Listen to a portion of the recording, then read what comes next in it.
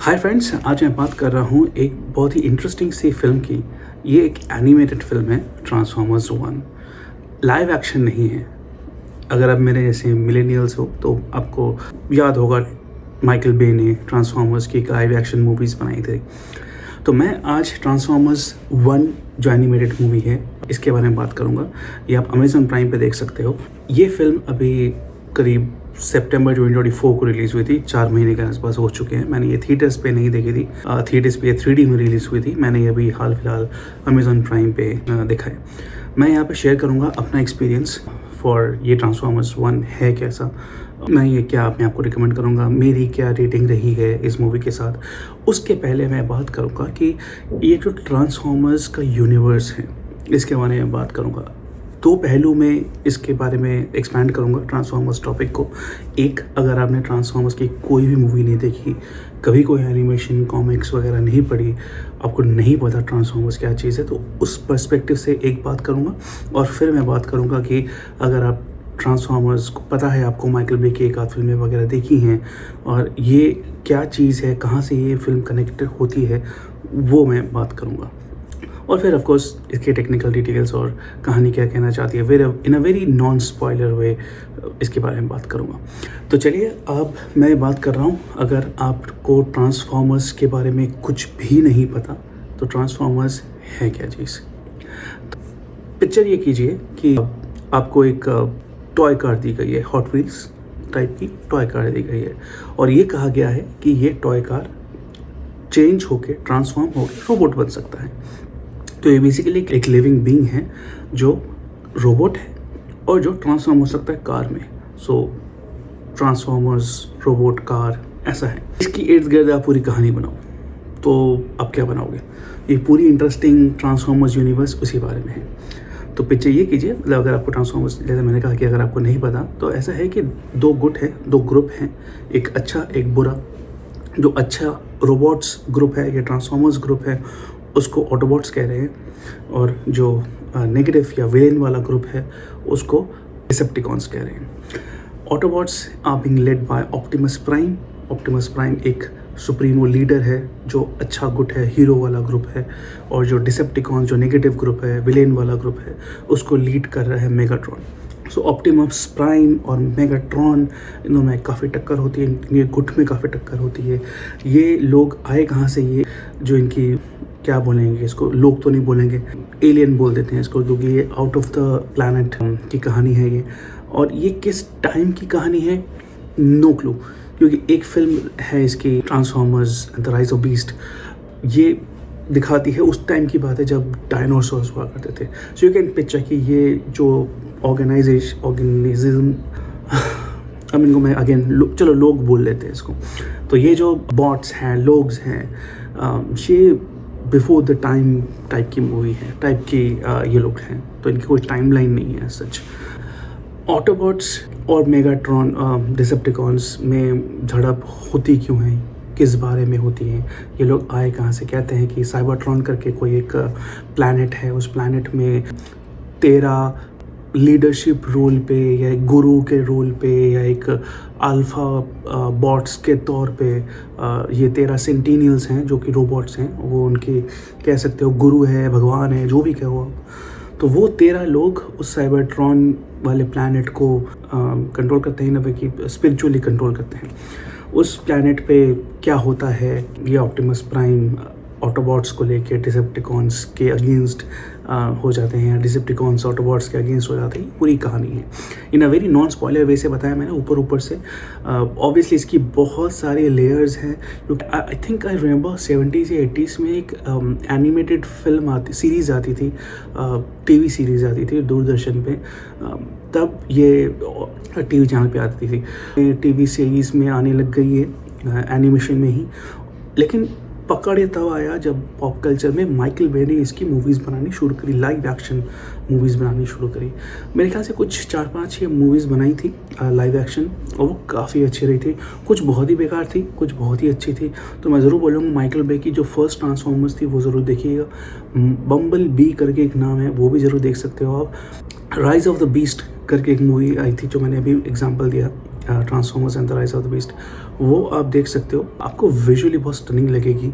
और अगर आप बच्चे हो या आपके घर में कोई बच्चा है या आप मेरी तरह एक ग्रोन अप बच्चे हो तो आपको ज़रूर ये कॉन्सेप्ट थोड़ा सा साई-फाई लगेगा बट अच्छा लगेगा, आपको इसकी थोड़ी सी फिलोसफी समझ में आएगी। ये बात हुई हमारी अगर आपको ट्रांसफॉर्मर्स के बारे में कुछ भी नहीं पता। अब मैं आ रहा हूँ, अगर आपको ट्रांसफॉर्मर्स की आपने एक आध फिल्में वगैरह देखी, आई मीन यू नो कि ऑप्टिमस प्राइम कौन है, उसका नेचर कैसा है, ट्रांसफॉर्मर्स का जो एक लीडर है उसकी एक डीप बैरिटोन आवाज़ है, वो आवाज़ वो जो लीडरशिप का जो पर्सनैलिटी है, अल्फ़ा लीडर जिसे कहते हैं, वैसा ऑप्टिमस प्राइम को देखा जाता है। और डिसेप्टिकॉन्स का जो लीडर है मेगाट्रॉन, वो रूथलेस हिसाब से उसे देखा जाता है। तो ये इनकी पर्सनैलिटी ट्रेट आई कहाँ से? ट्रांसफॉर्मर्स 1 एक तरह से मैं कह सकता हूँ ये ओरिजिन स्टोरी है इन दोनों की। सोलो स्टैंड आउट फिल्म है। इसको मैं पूरे ट्रांसफॉर्मर्स यूनिवर्स की जितनी भी मूवीज़ बनी हैं, 8 मूवीज़ के आसपास बनी होगी, उस मूवी सीरीज़ का या मैं फ्रेंचाइजी का मैं एक प्रीक्वल कहूँगा इसको, क्योंकि इसको एक सोलो मूवी के हिसाब से भी देख सकते हो, क्योंकि तब जब ट्रांसफॉर्मर्स नहीं थे टाइप्स, कोई ऐसा था ही नहीं।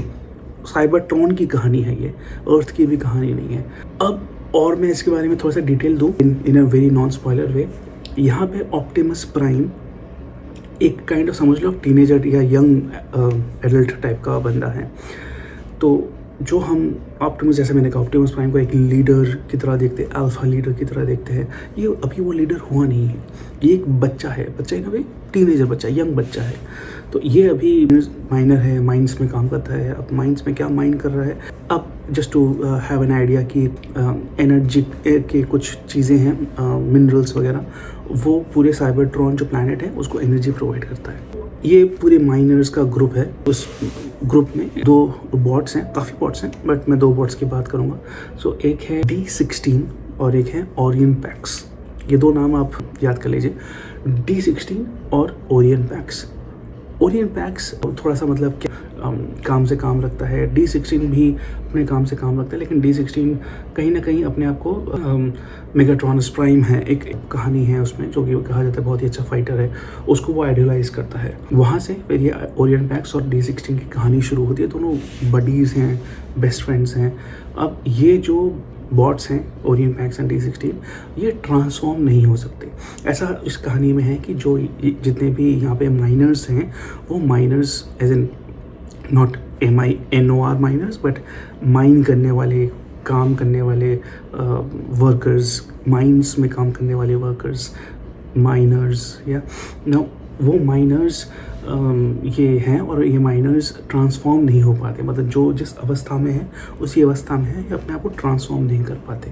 तो यूजुअली हम, जैसे आपको पता ही है कि ट्रांसफॉर्मर्स अपने आप को या तो किसी गाड़ी में, बाइक में, ऑटोमोबाइल्स में, ट्रक में ट्रांसफॉर्म कर लेते हैं, या तो अपने लिम्स को, जैसे हाथ या पैर को, किसी गन या वेपन या सोर्ड्स में ट्रांसफॉर्म कर लेते हैं।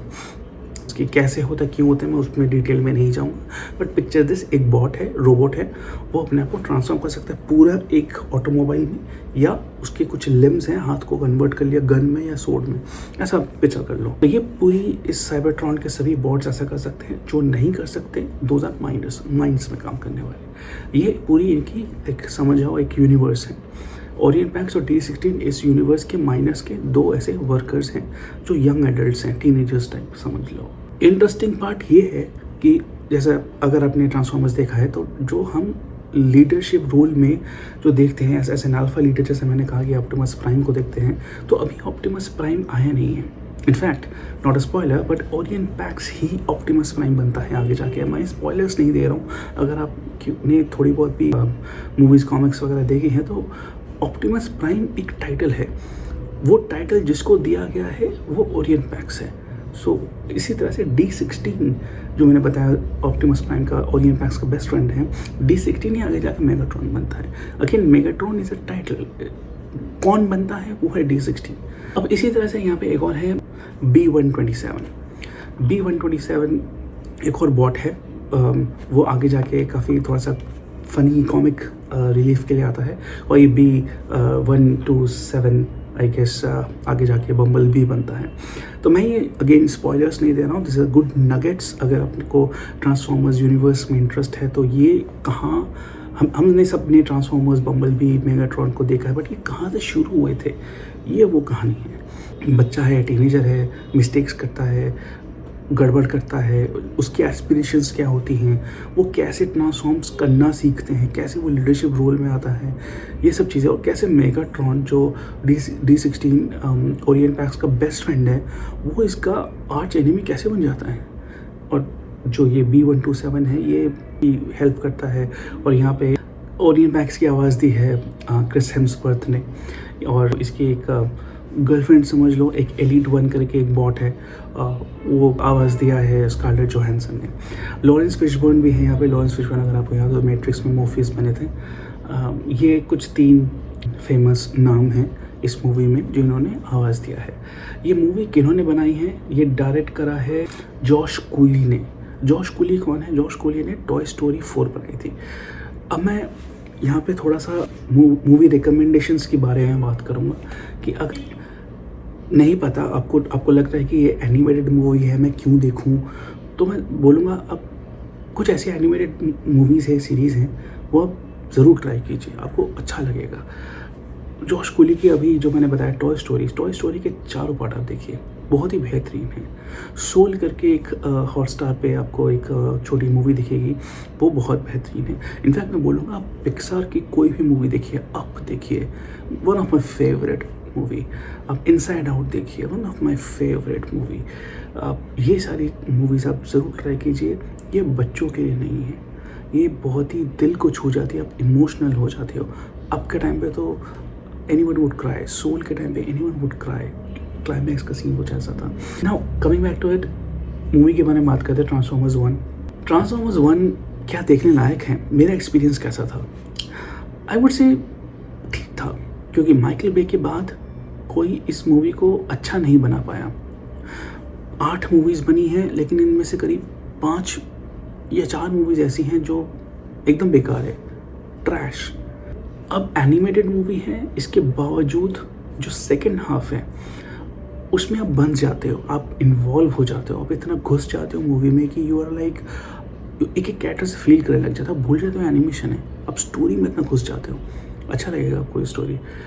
क्लाइमैक्स का एक सीन है, वो बहुत अच्छा लगेगा। एक विजुअल इफेक्ट्स एक्शन के बारे में बात करूँ तो ट्रेन का सीन है और एक रेसिंग का सीन है, वो उसमें विजुअल इफेक्ट्स या एक्शंस आपको बहुत अच्छे लगेंगे। फर्स्ट हाफ आपको थोड़ा सा ठीक लगेगा, जहाँ पे ऑप्टिमस प्राइम, ओरियन पैक्स का जो पर्सनैलिटी दिखाया गया है और B16 जो आगे जाकर मेगाट्रॉन बनता है, इनके बीच में वो कमराडरी, वो दोस्ती, वो रिलेशनशिप दिखाई गई है, वो यूनिवर्स बेसिकली बिल्ड किया गया है। So I would say it's a good movie. अगर आपने ट्रांसफॉर्मर्स की कोई भी मूवी नहीं देखी, आप ट्राई कर सकते हो, आपको अच्छा लगेगा। मैं बेहतरीन मूवी नहीं बोलूँगा, जो वन इन द ब्लू कभी मूवीज़ आती हैं, वैसी मूवी नहीं है। आप इसको ज़रूर देख सकते हो। अगर आपने ट्रांसफॉर्मर्स कोई भी मूवी देखी है, जैसे माइकल बे की कोई मूवी देखी हो, तो आई वुड से आप देख सकते हो इसको। 1 टाइम वॉच है, रिपीट वैल्यू नहीं है इसका, बट 1 टाइम वॉच है, अच्छा लगेगा। और हाँ, अगर आप देख रहे हो इसको तो इसके मिड क्रेडिट्स और एंड क्रेडिट्स 2 ऐसे सीन्स है छोटे छोटे, उनको मिस मत करना।